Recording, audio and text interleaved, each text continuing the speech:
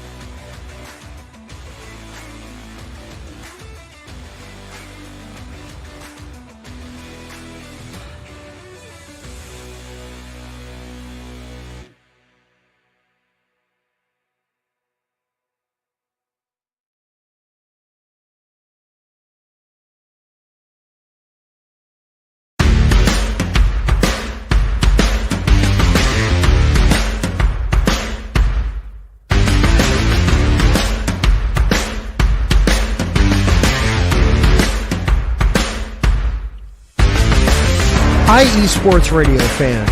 This show is brought to you by Planet Jerky Premium Brisket Beef Jerky. Planet Jerky is the official jerky of the 2022 California League champion Lake Elsinore Storm, single-A affiliate of the San Diego Padres. This all-brisket jerky has gluten-free options, contains no MSG, no sodium nitrate, is low in sugar, and high in protein. Go to their website at planetjerky.net and follow them on Instagram at Planet Jerky. Planet Jerky, the jerky that's on a whole other planet.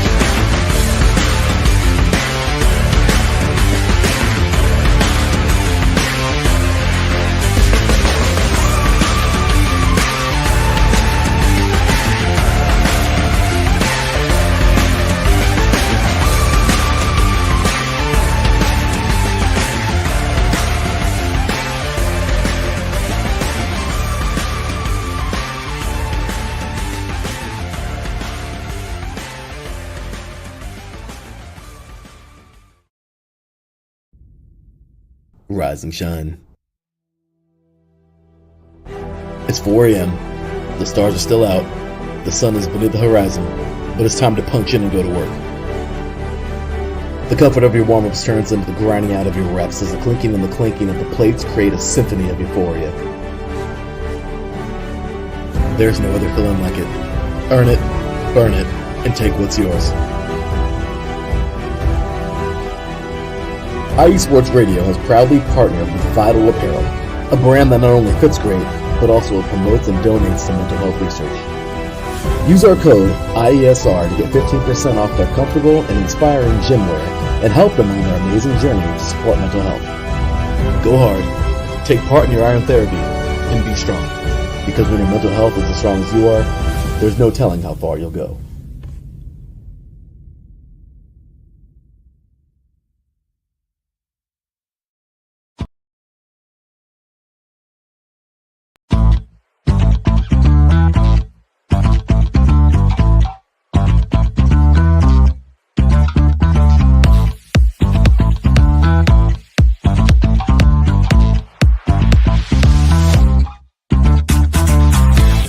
Hey there, Esports Radio fans. Be sure to check out our sponsor, Seal the Deal Wax Seals by Cecilia B. You just finished your very own wedding or baby shower invitations and you're looking for that extra special touch? Maybe you just wrote a letter to a relative or a friend and you want to add to their smile when they receive it. Then seal the deal with Cecilia's handmade sealing wax stamps for your invitations, letters, and gifts. You bring the deal, we'll bring the seal. You can find them on Instagram at sealthedeal_wax stamps and on Facebook, Seal the Deal Wax Seals.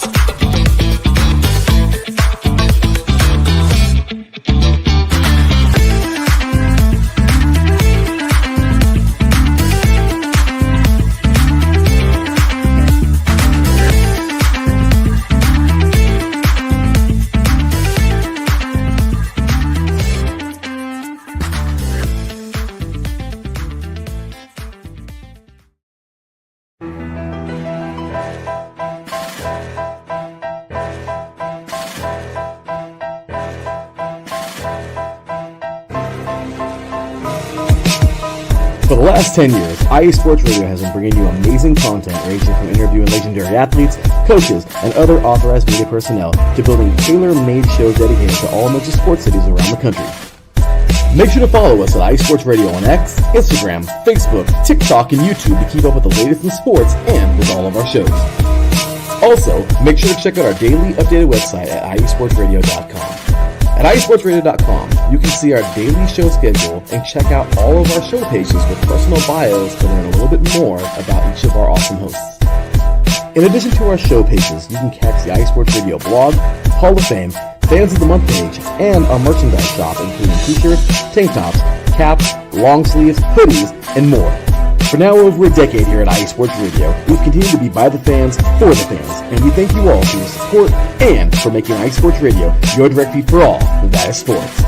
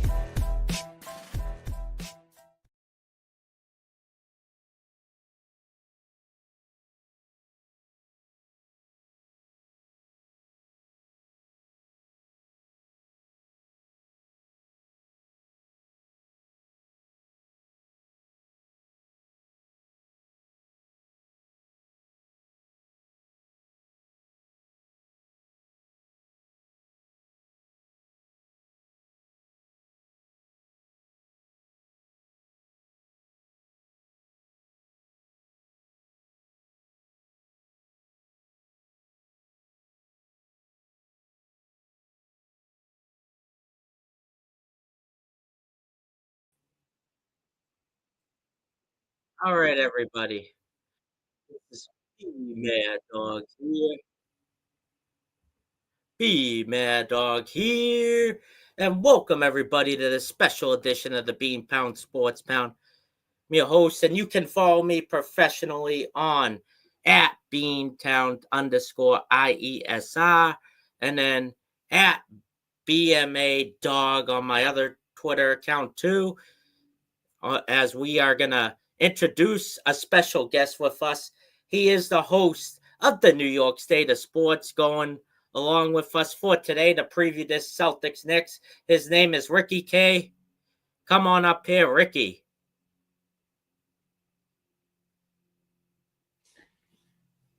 B-Mac, how are you, pal? I'm great. How are you? And here is how they can follow you as well if you want to shout out your social media accounts. About at NY State Sports IE. That's our show account. Great stuff going on with, of course, the Knicks. Rangers hiring a new head coach today. The baseball teams are playing well. We just got off the draft. St. John's playing well. We're recruiting well in transfer portal. So check out all those awesome things. New start time starting next week. This actually will be Friday, but Friday's at noon starting next week. So we're excited for the new time slot change for the summer. That's awesome. Speaking of time slots, pal, we're going to change up how we do the Beantown Sports Pound. Usually we're live Wednesday nights at 7. we still will be live this Wednesday, but at 9 o'clock to get a live look in this upcoming Wednesday. And since there's 2 Celtics games in a row, Celtics Knicks back-to-back Wednesdays, as Game 2 is this Wednesday and Game 5's next Wednesday, we're going to do a special episode 9 o'clock next Thursday, so I can recap all the games 3, 4, and 5 for my viewers, so I don't want to do 2 live look-ins in a row, and then back to Wednesdays at 7 p.m. after that. Sorry for the confusion, folks. I just figured get it all out there.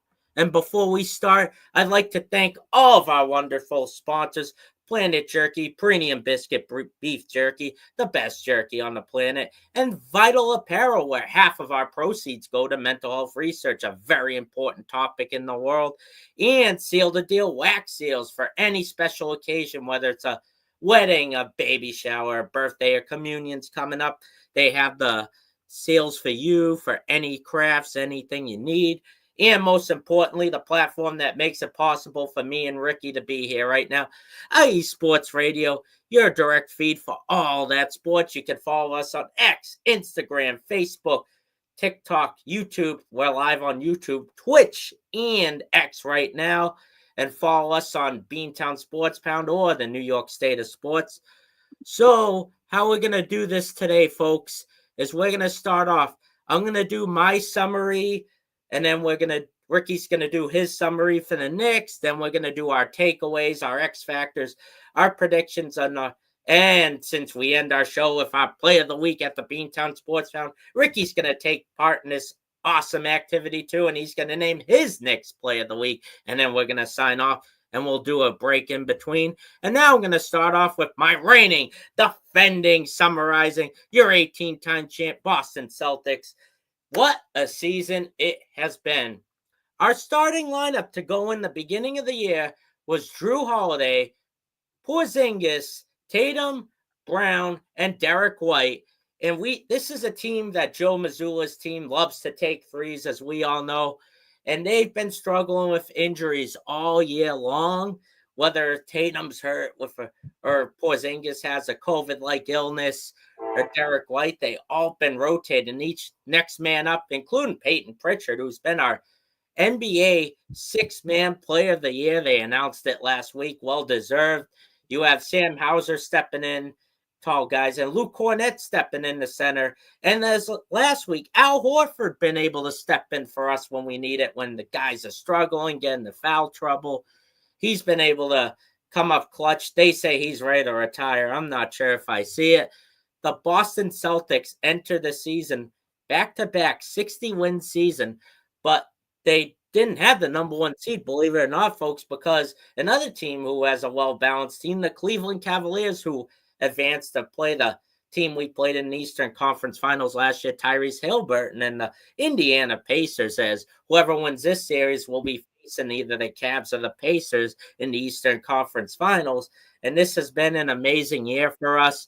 I can't be thankful for the amount of wins this team has stepped up, especially with the Patriots struggling the past 5 years, and the Sox finally, hopefully, getting their groove back after struggling the past 3 years, and the Boston Bruins, their co-tenant at One Causeway Street, taking 100 steps back this year. But we're here to talk about basketball. I'm very grateful for this team after their performance, how they did the domino effect to the Dallas Mavericks after beating them, gassing out Luka, and they've had the trade for Anthony Davis and Luka for the Lakers. It didn't work too well out for them, but I'm not complaining about that, even though the people in IE Sports Radio are from the SoCal area, like Taryn and Larry, probably aren't too thrilled about that. But I am so happy with the way this team has played this year.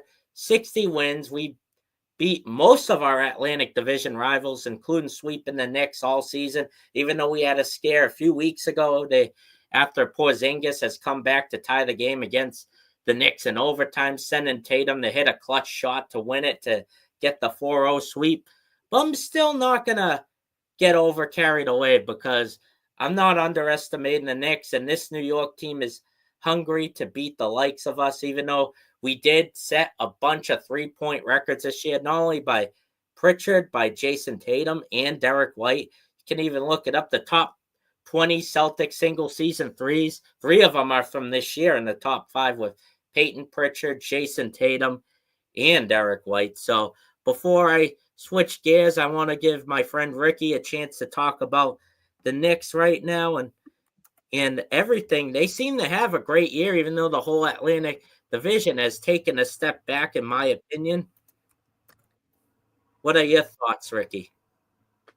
So you look at the Knicks this year, 50-win season. Last night's win gives them back-to-back trips to the Eastern Conference Semifinals, and you would think there's a celebratory nature in that, and there is. I mean, I think you look at this Knicks team, and I mentioned it last night after the win. As weird as this series was and as ugly the Knicks played at times, this was a physical 1990s rock fight with the Pistons, and Cade Cunningham showed his stuff, and he's going to be a star in the next few years. He's that good. The Knicks won all 3 road games in Detroit. They ended up this season, if you include the playoffs, 27-17 away from home. The only 2 teams in the East with better road records are Boston and Cleveland. So I think that's where the Knicks, I think, have shown a little more grit. I think people have looked back at times in this series and said, what would have happened with DiVincenzo and Randall, who, of course, are now moving on with Minnesota. But you look at this team this year, 50-plus wins, and everyone makes a big deal, and I think you should. They didn't really beat any winning teams. Winless against Boston, winless against Cleveland, winless against Oklahoma City, winless against the Lakers when they were at their peak. I think winless against Golden State as well. So you're looking at this group, and you've seen Jalen Brunson, of course, do his thing, especially last night. There's been growing pains with Mikal Bridges. But we've seen even when Brunson got hurt, OG Anunoby step his game up offensively, and an exception to being the great defensive player that he is. We've seen Josh Hart do some stuff. Cam Payne basically saving game 1 against Detroit off the bench in the 4th quarter. The thing for Leon Rose is the Knicks built this team, made the trade for Bridges, made the trade for Towns to beat Boston. And the frustrating thing, I think, for Knicks fans going into the series is it doesn't seem like they're close. Boston won all 4 games by an average of 16.5. And you mentioned the game at the end of the season. That was the one the Knicks wanted to get because, as you know, Boston at that point, while their guys were playing, they already had everything locked up that they had to play for. There was not really an added motivation to win that game. And the Knicks still lost. And that was the frustrating thing. I said, can we really beat a team? Then you look at the numbers, and I was dialing it up this morning. The Celtics, if you round up Peyton Pritchard's numbers, have 6 players that have averaged double figures against the Knicks this year. The Knicks against Boston, 3. Brunson, well, actually 4, excuse me. Brunson, Cat, Hart, Bridges. And do the Knicks have depth to counter that? I think that's the issue, is that can the Knicks get something off their bench in terms of scoring? Can they have a breakout game from somebody? Or is Jalen Brunson going to have to go for 45 a night and hope that Boston can't shoot the 3? It's a good accomplishment during the semifinals, but I don't think, at least here in New York, there's a lot of optimism. I was listening to Get Up this morning, and Brian Windhorst said if the Knicks get this to 6 games, they should throw a parade. I can't say I disagree. It's hard for me right now, and we'll get to predictions later, to think the Knicks are going to win more than 1 game at best in this series. Okay. Awesome, Ricky. So thank you for your input on the series summary. But before we get into our takeaways, I wanted to add that our teams are kind of evenly matched, even though the Celtics have the better overall roster. The Knicks may have the better starting 5 as a. My team's really good, don't get me wrong, but like you guys have the addition of Karl Anthony Towns that you guys got from the Timberwolves this year. You got OG Anunoby, who's been bouncing off, and you got Josh Hart too, who's been really good for the Knicks when Brunson's not able to score all these points in some games. Like against the Pistons, Brunson went off last night for sure. Holy cow. Yeah, I think starting 5-wise, I still would give the edge. See, it's tough because Cat can have games. And look, game 3, he was really good against Detroit. I love what he played on the road. Last night, he got into foul trouble, fouled out late in the game. But in games 3 and 4, he had the game-winning shot in game 4. He responded to the critics in game 2 when he was a no-show for the second half. But you could make a lot of that to Tom Thibodeau not dialing up plays for him and getting him involved in the game. So I do think Cat will help because he can draw Porzingis out. And I think that's kind of why they got him in the first place. I think Mikal Bridges can have games like he did last night, 11 for 16 shooting, had a big dunk in the second half, had the putback to tie the game off the Brunson missed shot, and he's played good defense, but then there'll be times where he has weird, erratic games. So while on paper the Knicks might have the talent, maybe the more talented five, you can make the argument. I think Boston is the more consistent five. I know what I'm getting out of Tatum. I know what I'm getting out of Brown. I know what I'm getting out of Porzingis. I know what I'm getting from White. I know what I'm getting from Holiday. So when I look at that group that knows how to win, that's been here before, it's one of those things where if you're the Knicks, you have to figure out, okay, who do you take out? And if you have OG, let's say on Tatum, they got Bridges for Tatum. But Tatum still this season against the Knicks in 4 games averaged 33.5, 7 boards, 7 assists, and almost a steal per game. So where's the answer to that? It's really pick your poison. I think Boston, while you might say the Knicks have some of the more talented guys, if we did a down the line list of talented players, the cohesiveness of Boston, I think, is the bigger key because the Knicks have just not figured out the defensive cohesiveness. What people thought that was the easy part, and they would have to figure out the offense. The offense is fine. The defense, as we saw the first game of the year, they gave up an NBA record like 20 plus 3-pointers or something is a concern. Absolutely, Ricky. I would definitely like to add that because we got Peyton Pritchard to be able to struggle to go to shoot threes. He's a guy that can easily get in the threes. And the reason why we traded for Porzingis while giving up one of our best defenders last year, Marcus Smart, actually 2 years ago, is because he's the kind of guy where our heart and soul, this team is taking threes. We all know that, but Porzingis is a guy that can get physical with 2 or 3 defenders that can get the layups, get the dunks if they're struggling to score a simple 2 points, because there are times, especially against the Magic, where the Magic did shut down our 3 the other night when the Celtics were down by 2 going into the first half. And the big takeaway is going to be for my team. I'll go with my team first. The big takeaways is that when you have any team has a chance to win, and Orlando was a great challenge for the Celtics as opposed to the Atlanta Hawks, because the Hawks with Trae Young are the way better offensive team than Orlando. But Pablo Belchero can easily score points, as he won NBA Rookie of the Year a few years back. But Franz Wagner is a guy who destroyed the Celtics every time they played each other in the regular season. And my takeaway from the first round was I predicted this easily on the Beantown Sports Pound a few weeks back. If you can take away the 3, this wasn't going to be a sweep for the Celtics. And I don't think the Knicks are going to be a 4-game sweep either. That's my opinion, because the Celtics can go easily far in and shoot threes. If they can shoot threes, they can beat anybody. We all know that. But Jason Tatum's a phenomenal rebounder. And the guy who's you got to watch out for is, which no one talks about, is how Luke Kornet can come in and easily get double-doubles, get a bunch of rebounds for the Celtics. And now Horford, that's why they're one of the best rebounding teams as well, because they can easily get offensive rebounds when they miss shots and create more 3-point plays. And they got to design a lot better plays to fool KAT and Josh Hart of the Knicks as well. This is my takeaway. But from the first round is I can't get over when they lost, when Tatum and Brown should have not played game 3 with their injuries, and the Magic won by 2, and the city of Orlando threw confetti down like it was a nighttime extravaganza at the Magic Kingdom. I couldn't get over that. And that set the tone for the rest of the series, as some teams do get over carried away. I predict the Celtics will get by this round, but it will be a lot tougher this time around. But Porzingis has to continue trying to drive in the 2 when these guys take too many threes. Sit back and relax. Don't keep attempting threes. Just drive into the net. Try to get the 2-pointers, try to get the rebounds. An interesting stat I saw on NBCSN Boston when I was watching Game 5 the other night, except that Game 5, because the Magic did beat us in rebounds, believe it or not. The team between the Celtics and Magic, who won dating back to a few seasons ago, won the rebound battle, won the prior 7 matchups.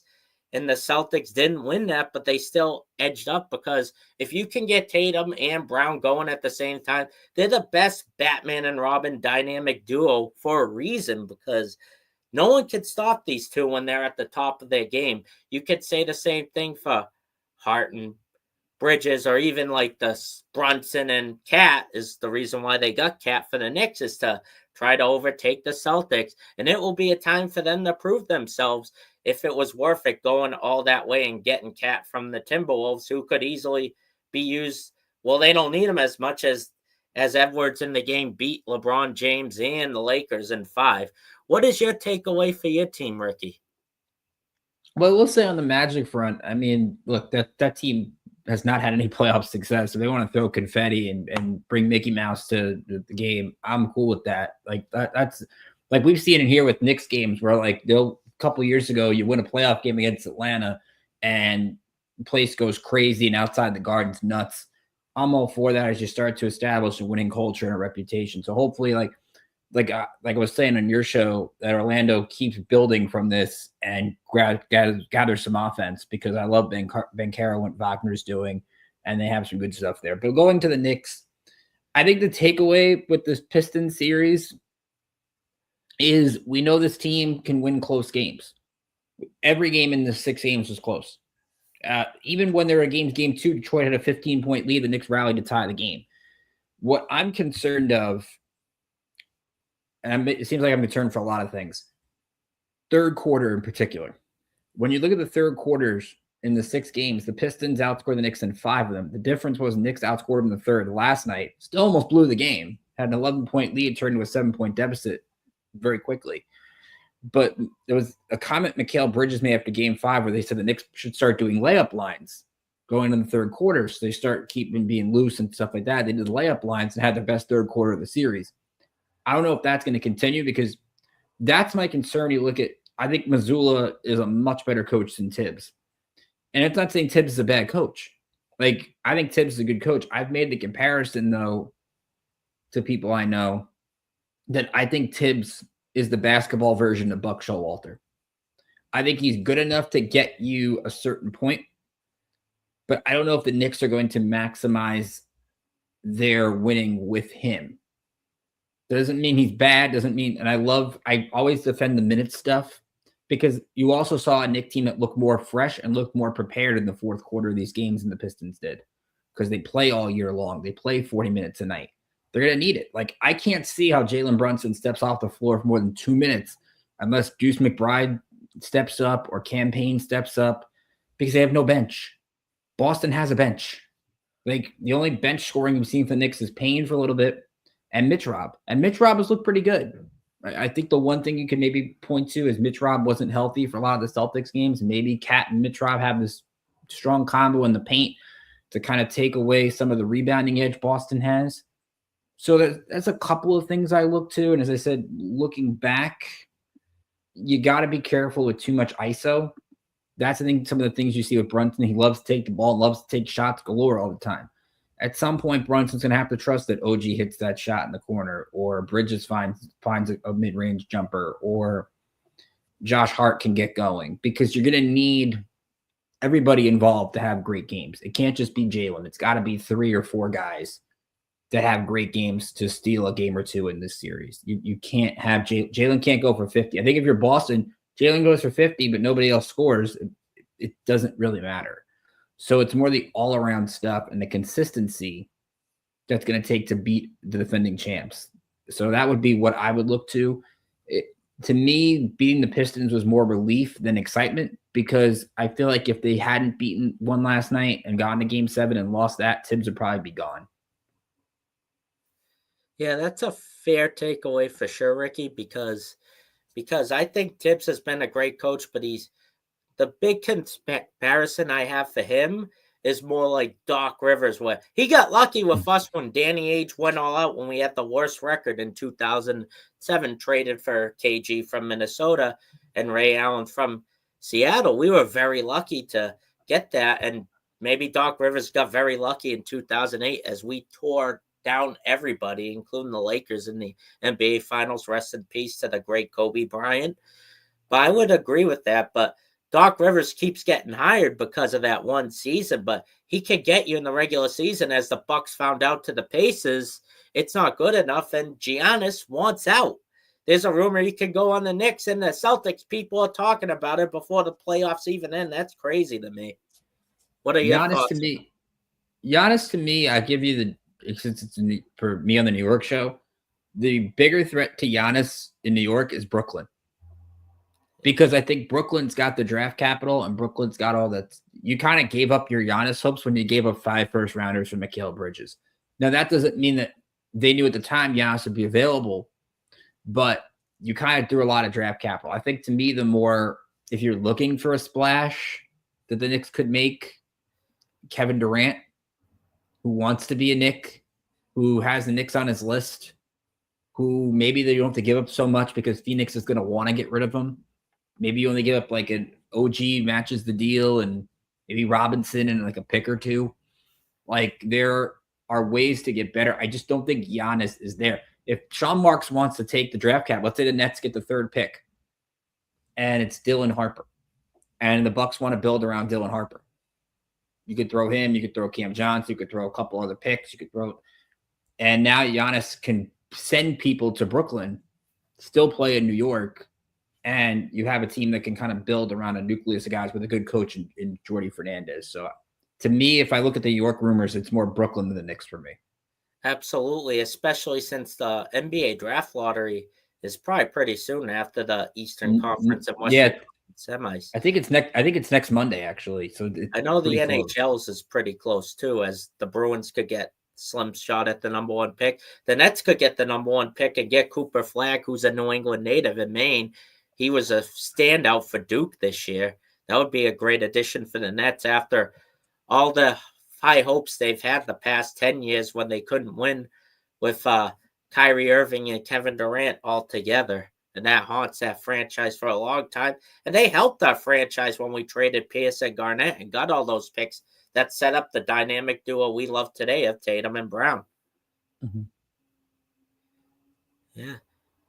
So I just want to thank you for everything so far, Ricky, and thank you, viewers, for tuning in on this very early Friday morning. We are going to get back to our X Factors, but we are going to take a quick commercial break, so don't go anywhere, folks. Woo!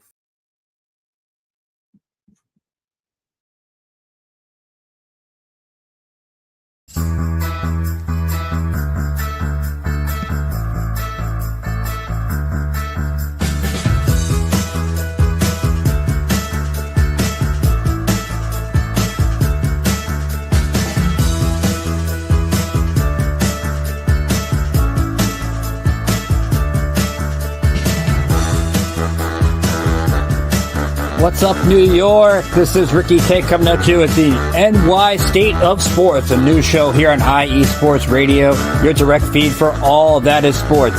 Listen to me every Thursday afternoon as we bring you the latest takes on the Yankees, Mets, Jets, Giants, Knicks, Nets, Rangers, Devils, and Islanders.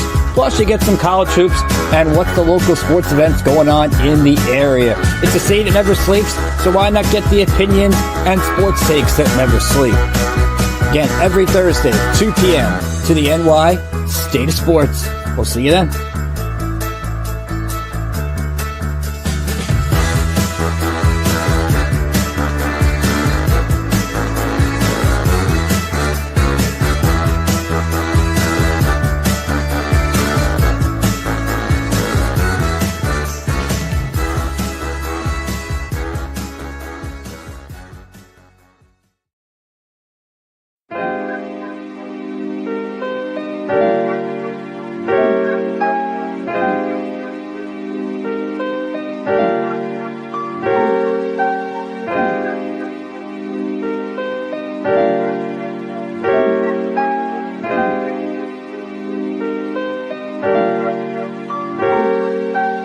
Hello, ladies and gentlemen. My name is Davidson.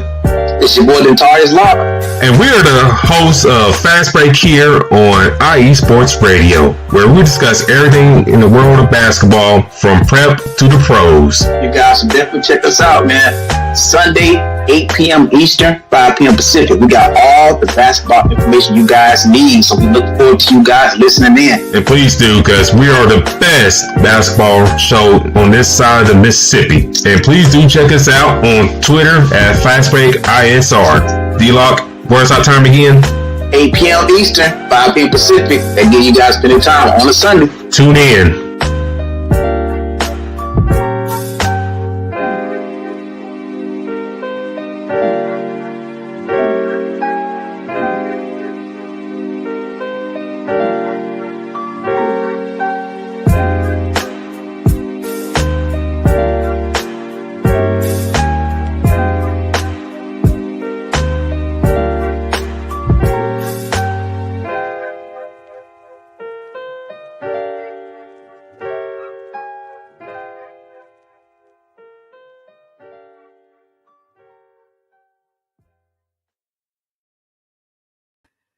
All right, folks, welcome back, my friends.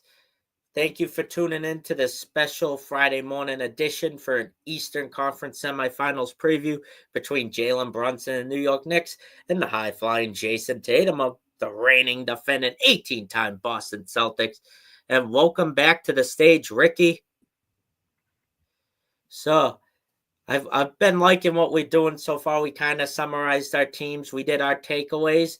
And now it's time to get into the X factors. But before we get into that, I want to keep reminding us all about our social media accounts, as we've been killing it in IE Sports Radio with all our hosts. We've had a big NFL draft episode on 3 and Out, which you were part of, Ricky.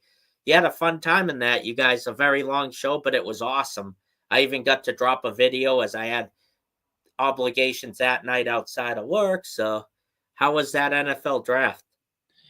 That was a lot of fun. Like you said, it was a long show, but we had a good time with that. So I'm sure if you have a favorite team out there, we covered all the NFL teams and their drafts. Some we liked, some we didn't like, some was we'll sees.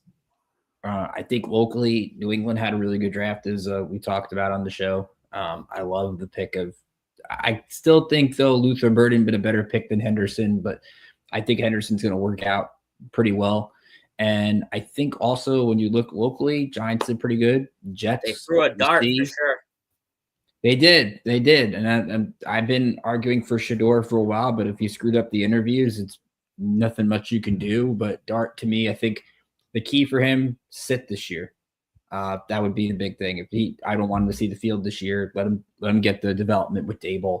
But if you missed any portion, go to the YouTube page again, like and subscribe. Always looking for new subscribers, so be sure to check that out. All of our great shows, as Bmadawg mentioned, a lot of good stuff going on, and we had a lot of fun. And we'll be doing some more collaboration stuff for big sports events on the channel. So stay tuned. Especially if this series goes at least 6 games, we'll have another one of this, or maybe depend on our obligations. He can come to my show, I can come to your show, Ricky. Depend on how good or how the series. We don't know what's going to happen. That's why they play the game. But I want to remind you guys to follow me at Beantown_IESR, because I'm going to have a collaboration later when I announce our play of the week. There's something I come up with due to technical difficulties on our YouTube, on our X accounts the past few days for our IE Sports Radio. You guys might have not heard my announcement. I'll say it later. And at my personal page, Bmadawg. And you can also follow Ricky too at NY State Sports IE, and you follow me at Rickinator555.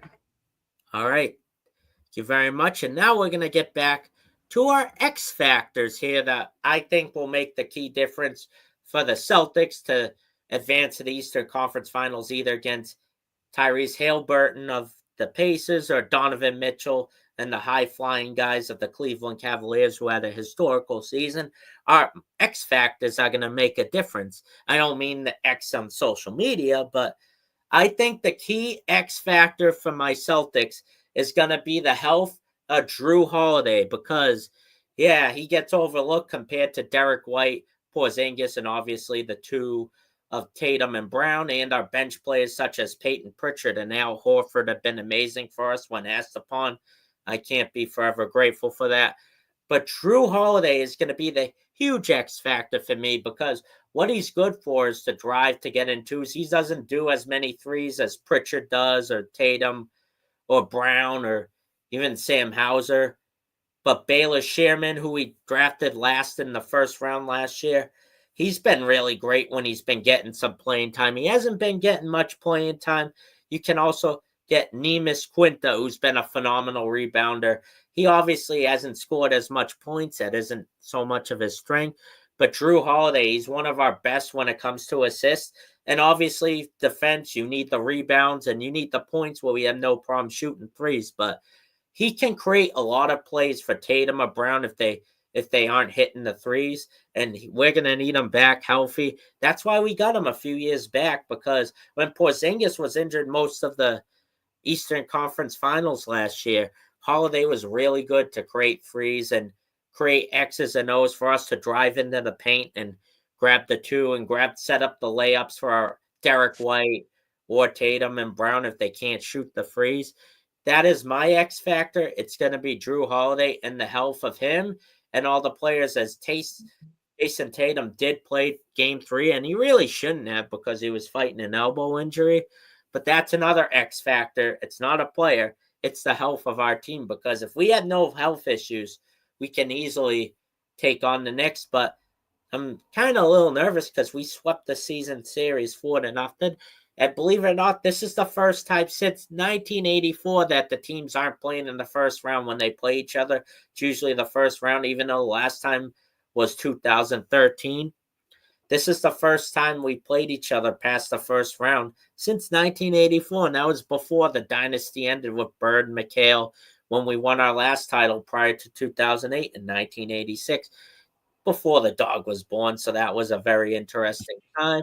But we made up for it for having Tom Brady on our team. If I missed the Bird era, I sure as hell made up for it with David Ortiz breaking the curse and Tom Brady leading our team. I'm not going to complain about that. But my X factor is Drew Holiday. He's one of our best players besides our core two when it comes to setting up assists. Who is your X factor, Ricky?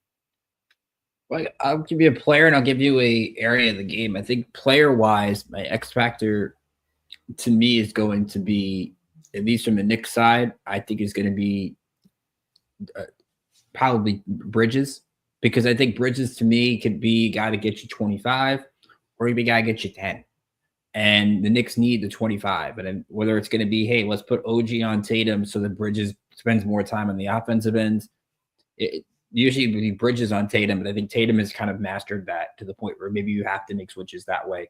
But they're going to need Bridges to be that second or third scorer to have any shot in this series. So to me, that would be him or Deuce McBride off the bench. Boston, probably Derek White. To me, I think he could make a difference, whether it be the three-point shot or defending Brunson as a combo with Holiday. But I was looking at something of the Knicks kind of had a disadvantage against Detroit in some way because the Pistons were able to get to the free throw line. And officiating, I thought, was horrendous on both sides in that series. We'll see if it changes in this round. But I was looking up regular season. The Knicks only attempted about 21 free throws a game. Boston was actually the worst in terms of free throw attempts per game this year at 19. So if the Knicks want to get this to a game, they got to try to get to the free throw line. And it's really, I think they can't play matching Boston 3 for 3. It doesn't work. So in the end, you've got to maybe get to the free throw line, get those guys in foul trouble, try to get to their bench, try to do something different.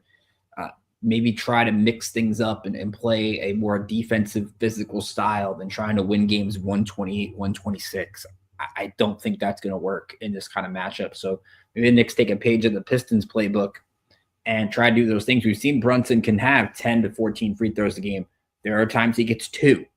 So it's going to be, can the Knicks get to the free throw line, get extra points, and get Boston in foul trouble? Because I don't think they can play a perimeter versus perimeter game and expect to win this series. And to your point, it's good they're playing deep in the playoffs, because let's remember, if OG doesn't get hurt against Indiana and Brunson doesn't get hurt in Game 7, we might have had Knicks-Celtics in the conference final last year. And I think that's where people wonder what would have been if Randall and DiVincenzo and that group went against Boston a year ago. But Boston not just has swept this year, they've won 8 of the last 9. Yeah, definitely. to bring your point about the free throw point line, Ricky, don't forget, like, the difference maker or X factor for the Celtics to be able to beat the Magic. We might have had a game last night like you guys against the Pistons if Pablo Banchero, don't get me wrong, the officiating was bad, as Brown did get away with an elbow on him, and they didn't call that in Game 5. So the officiating hasn't been that great for the NBA. But to an NFL level, the NFL's officiating has been at all-time worst this past season, but we did get away with some good calls, but there was some calls we didn't get away with. Like Pablo Banchero getting the 5th foul by the third quarter was a huge difference maker to turn that game from a competitive game to a huge blowout, as it was the biggest blowout in NBA history when a team was down at halftime. The Celtics broke another record. The thing that you guys got to be scared of is that these guys can find records like you can find coins on the street all the way down to candy wrappers. Like they find some record I didn't even know existed, like a bunch of different 3-point records we didn't even know about. And Al Horford went to 17th all time in NBA blocks history, as that's another X factor I forgot to mention. If he can block guys like Brunson shot or Cat going in for the layup, or even Anomaly on the OG in the 3-point line, or Josh Hart when he tries to set up an assist to one of your core players, like this guy can block whenever he's called upon. He'll get some playing time. I'm very confident about it. And you can't forget Peyton Pritchard is clutching the 3. He's not a kind of guy that can make layups pretty good. As one of our weaknesses for the Celtics is a bunch of our guys, whether it's Luke Cornett, Al Horford, Jason Tatum, especially Porzingis. These guys are very tall, and you guys can easily get us into foul trouble. And to your point, though, in Boston with the free throws, they actually had the second most made free throws so far in the first round. They're averaging 21 for 26 at the line. So considering they were the worst in terms of free throw attempts in the regular season, and they were, I believe, 3rd in free throw attempts so far behind just Detroit, who's now out, and Houston, who plays tonight. So not a bad comparison. That they did a good job getting Orlando into foul trouble, as you mentioned.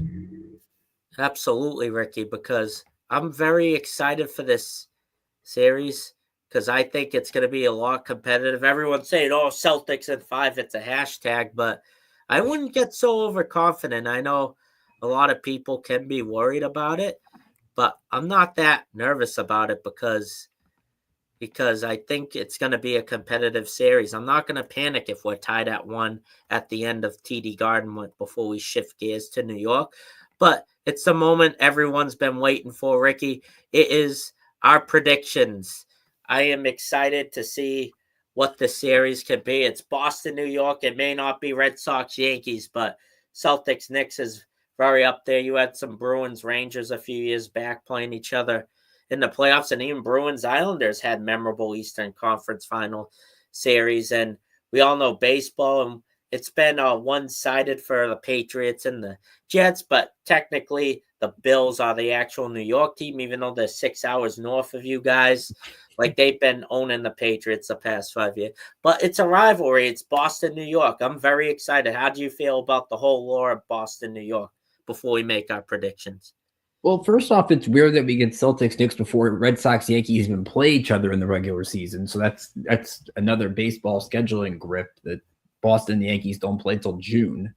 Back-to-back weekends, too, including Father's Day weekend, which I have tickets for that Sunday game, so I'm pretty excited. Yeah, that's a little out of left field. But nevertheless, look, the rivalry is great. It's good to have it back.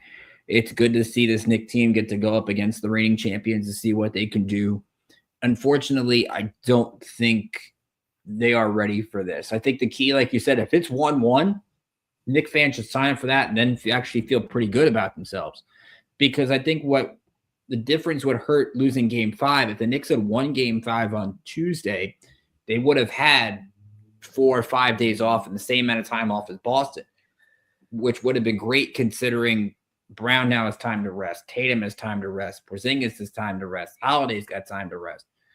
The Knicks don't have that advantage now because they just played that grueling game. Now, they get lucky it's Monday and not Saturday or Sunday they got to play, but the rest advantage they would have had is gone. So to me, the key is going to be game one. If the Knicks come out in game one and play a close game and lose, I'd take it. If they go and get blown out by 30 points, you kind of already know what's going to happen. I think that's game one's going to tell the story of this entire series, whether the Knicks can actually hang around or whether Boston's going to just keep mopping over them like they usually have. But there's a reason the Celtics team is championship grit. They're 20-4 in the last 24 playoff games. It's insane what they've been doing. I just don't think the Knicks can keep up. I don't think Brunson can win this series by himself. I think it's going to take 2 or 3 heroic efforts to win a couple of games. I want to, like, my heart says Boston in 6 because I want to say the Knicks can win a couple at the Garden and make it interesting. But I feel like I'm going to say Celtics in 5. I think the Knicks can get 1. But at the end, Boston to me is just crazy good what they're doing right now. And until the Knicks find an answer for Tatum and Brown and Porzingis, I have a tough time. They've had one for Brown. Until the Knicks have had an answer for Tatum, I don't see how they keep the series competitive. Absolutely. So, as you say, game one's the most important to you guys.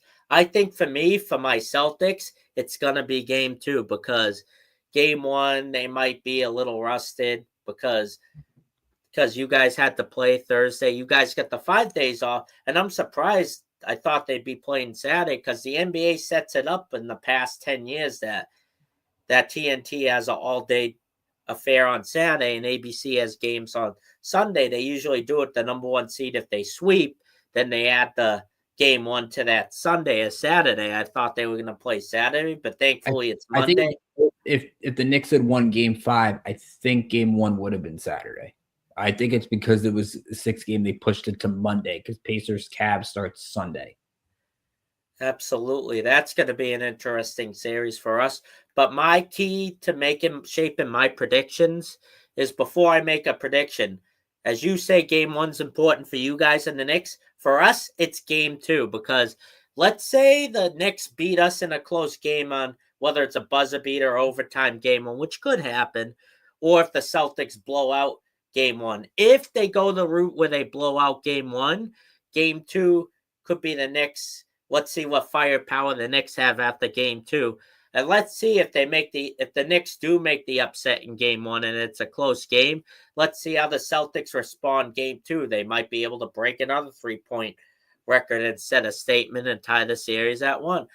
I think if we get both games at home, it's going to be Celtics in 5, but obviously I'm worried about they're a great rebounding team. So are the Knicks. That's why they got capped, because they can miss any crazy 3 points that we don't make. And Cat can get the rebounds, so can OG. And obviously, Brunson is a great 2-point and 3-point shooter, as he can carry the Knicks, as we saw for game 6. If he's able to carry them and no one else is able to score, I think it's Celtics in 5. But my real prediction is the Knicks signed and went out and got Cat for a reason. I think it's going to be Celtics in 6 because I think the Knicks, they got a firepower to beat us. I think people in Boston are getting way overconfident, and that's going to make it's New York, Boston. You're going to want to show up, whether you're on Boston and New York's side. You're going to want to spike up the media and ESPN and Stephen A. Smith, and you're going to want to show some firepower. And obviously, Brunson's capable. I think Cat and even Bridges is the X factor, in my opinion, on your team, because he's like Drew Holiday, can set up a lot of great 2 or 3-point attempts. And obviously, like I said, the X factor is Porzingis being able to drive in and get 2. But how physical can they get the big guys of Celtics in foul trouble? If they can, that's an advantage for the Knicks. So that's why I say Celtics in 6 is my prediction. And your prediction is Celtics in 5 or 6, was it? Celtics in 5, yeah. All right, good enough. So before we get into that, like before we end our show, we're going to do something I love called Play of the Week. But before we go into Play of the Week, and you're going to participate in this too, I want to, for those of you who missed my big announcement, because I know there's been a lot of trouble with our flagship IE Sports Radio Twitter account, which some videos haven't got. We all did for the NFL draft. We hyped up our picks, all 30 of us. It was great. I had a great time doing it. And I know everyone else did too.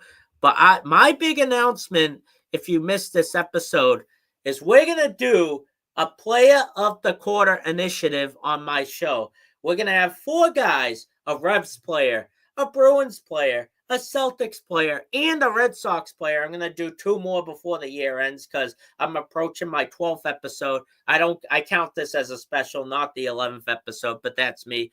We're going to vote at the end of the show, either Charles Gill or Ivanchik, the goalkeeper of the Revs, on who should represent the Revs. And next week, this upcoming Wednesday, I'll announce my Bruins nominees. And then the week after, I'll announce my Celtics nominees after everyone votes on the Bruins. And then I'll announce the Red Sox nominees since they still have a lot of game to play. I'm going to save them for last. And then in the 14th episode, I might do a special where I call on Adam for hockey, our new Jess for soccer, Crooks for basketball, and you got one of you guys for baseball that can get, whether it's you, Mike, something to whine about, or Alden can give on my Red Sox player. If you guys want to drop in a video, I'm going to do a separate special for player of the quarter. I'm pretty excited for it. And before we get into play of the week, thank you, Ricky, for your time and letting me, because I want to make a video about play of the quarter, but like I said, due to our IE Sports Radio technical difficulties, I wasn't able to do so. So I'm using this time to promote play of the quarter. So we are going to do my play of the week. My play of the week, and we do our main eventer in our episodes. We divide each team into segments, and I end each show with my play of the week. And it's a pretty obvious one. If you're coming from an elbow injury and you're coming through, got 3 consecutive games of 35-plus points. The only guy to ever do that was Larry Bird in the 80s. It's a no-brainer for me. It is Jason Tatum as my play of the week. I am so happy to nominate that. Now I'm going to nominate one of your play of the weeks, Ricky, before I put it up. Like, I am grateful for Tatum and the amount of that they've given us. Who is your player of the week for the New York Knicks? Well, it's hard for it not to be Jalen Brunson because I think you look at what Jalen Brunson has done for this team this year. I mean, he's the captain for a reason. And you look at last night, I was telling you off air today, the stat that they popped up with Brunson. He is the 4th player in NBA history to have 40 points and have a series clinching shot in a game. The other 3 are Kawhi Leonard, Damian Lillard, and Michael Jordan. And all morning you've been seeing the crossover in relation to Jordan in 98 against Utah. There is something about him, and I remember covering him in college when I was working at a different site, and Brunson was playing at Nova. He was the understudy to Luka Doncic, and everyone said that contract was crazy, and it might have been at the time. But what he's done in New York, he has become probably the most famous New York athlete still playing. I mean, even more famous than Judge. And Judge is putting up Barry Bonds-like numbers. Like I said last night, I said, give whoever I talked to, I said, give the man a statue. Because I don't know how they win this series without him. And all series long against Detroit, there were national pundits saying Cade Cunningham is the best player in the series. It's amazing nationally the disrespect Jalen Brunson still gets. Same as Tatum, he still gets disrespected as well. I don't know if it's New York. I don't know what it is, but they're nowhere near this good without him. And we did see them play a little better when they didn't fall off the face of the earth when he got hurt. And it might have been a good thing to see OG do some stuff and different things. But to win that battle against Cade Cunningham and to kind of, at the same time, even when he had the rough game 5, you kind of knew he was going to bounce back in a big way. And he came out with his hair on fire. And then down 7 late, he's making crazy moves to the basket, maneuvering around, somehow gets his way into contact, hits these crazy floater shots. Right now, he has become, I think, a player every New York fan appreciates. I think win or lose in this series, you see a lot of Brunson jerseys galore. You got Steph Marbury at the watch party last night. So props to Jalen Brunson. It's just the way he has put himself as a leader in addition to winning the most clutch player in the NBA this year, and you saw why last night. Absolutely, Ricky. So before we sign off, I want to add to that because Boston, New York is going to get disrespected no matter there's going to be people that are loving it, but there be people that are hating it. But these are, besides Philly, which fans can be brutal, Boston, New York can be two of the toughest media markets for anyone to play for, whether it's just a football or not. Like, you should appreciate your star players while you have them. I appreciate mine. I hope a lot of fans don't seem to appreciate the outside core. Like, trade Holiday, let's get Giannis. You should be talking about that before the postseason ends. And like you said, I think you guys should appreciate Brunson, especially how good he's got a 40-point game and propelled you guys to avoid a Game 7 tomorrow night. Like, you can't be any more grateful than that, in my opinion. Locally, yes. I think locally he's got the stuff. It's amazing nationally. It's like Cade Cunningham hadn't done anything yet. Jalen Brunson at least has been to the second round in the past with the Knicks and has won playoff games in one big series. Maybe not the biggest series, and I think ultimately that's the goal still for the Knicks, is to get to a championship. But for right now, what the Knicks have kind of had, they've accomplished stability. Like, he brought them stability. That's something the Knicks hadn't had stability in 25 years. Just the fact that they've made it to this round each of the last couple of years, or they've won 50 games in back-to-back years, which is, nobody would have thought that. So the way he's kind of made this franchise relevant is amazing. Absolutely, and that's all we have for today. Thank you, Ricky, so much for your time, for getting a collab episode. It's your show as much as it's mine, so let's hope we do this if it goes to a 6th or 7th game. And thank you very much, folks. That's all we have for today. As always, catch me at 2 special episodes next Wednesday, a live looking at Game 2 at 9 p.m. Eastern, and the week after day after Game 5, Thursday the 15th at 9 p.m. Eastern, and then we go back to 7 o'clock. Keep your eye out for Player of the Quarter as we take part for the Eastern Conference Semifinals. That's all for now. Bmadawg signing off. And thank you, Ricky, for all your time. Thank you, Bmadawg, for having me. Best of luck with the series, and hopefully we give the fans some good stuff to watch. Hopefully, I'm excited. Get your popcorn ready. Bmadawg sign off. Woo!